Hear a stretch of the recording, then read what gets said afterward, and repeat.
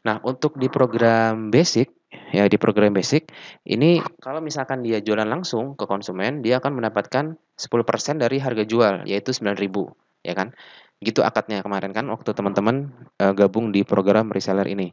Kalau teman-teman ikutan yang di Pro, langsung jualan ke konsumen, maka teman-teman akan mendapatkan 23%, yaitu sebesar 20.700. Besar ya. Jadi memang teman-teman mending yang basic upgrade deh ke Pro karena bedanya hampir atau sudah 2 kali lipat. Lebih ya, 2 kali lipat lebih. Begitu juga untuk yang progresif, 2 kali lipat juga ya, 4.500 dan 9.000. Nah, yang ini yang harus teman-teman pahami dulu karena setelah ini penjelasan tabel-tabel setelahnya ini akan bergantung pada pemahaman teman-teman di tabel yang ini. Jadi mudah-mudahan teman-teman kalau tidak mengerti bisa mengulang video ini sebentar ya, palingan cuma 2-3 menit di backward sedikit video ini supaya mendapatkan pemahaman yang real. Dan ketika memang nanti masih bingung juga silahkan tanya di grup atau di Japri silahkan.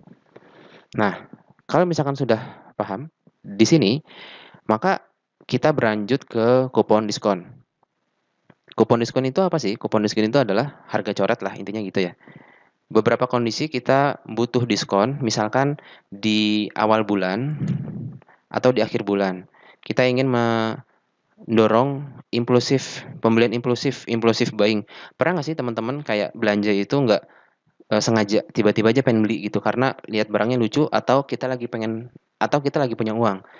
Nah, itu salah satu definisi impulsive buying sehingga itu kita manfaatkan. Impulsive buying biasanya waktu-waktunya itu di antara waktu punya uang kan tadi ya.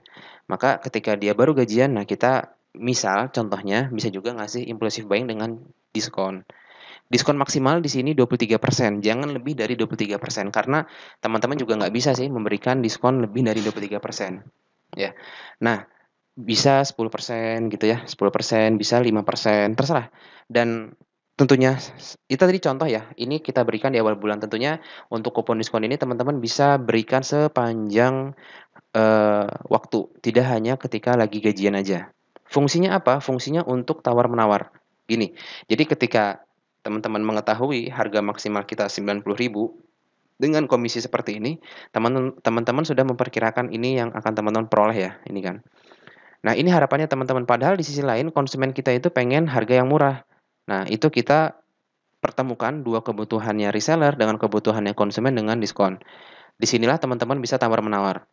Jadi, ya udah deh, nggak 90.000, mau nggak kalau 85.000 aja gitu ya. Oh, ya udah 85.000. Nah, kasihlah si kupon diskon yang ada di member area. Nih, tutorial, ini sedikit ya tutorial. Lalu ada kupon. Nah, di sini ada kupon yang 5%. Sudah kami persiapkan.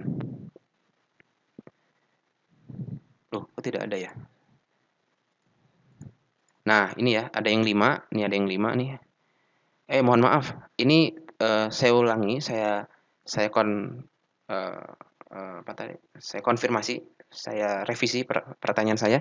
Ini diskonnya 10, jaraknya 10 sampai 23% ya.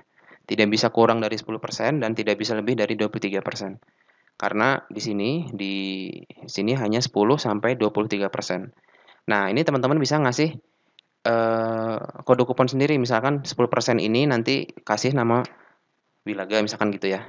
Nah, misalkan gitu Wilaga 10 misalkan. Ya udah nih, khusus buat lu gue kasih deh kode kuponnya, orang lain nggak tahu. Jangan kasih tahu siapa-siapa ya. Ini adalah salah satu strategi kupon diskon. Oh, ini ada muncul ya. Tadi mungkin masih loading. Nah, begitu ya. Jadi teman-teman bisa ngasih diskon 23 sampai 10.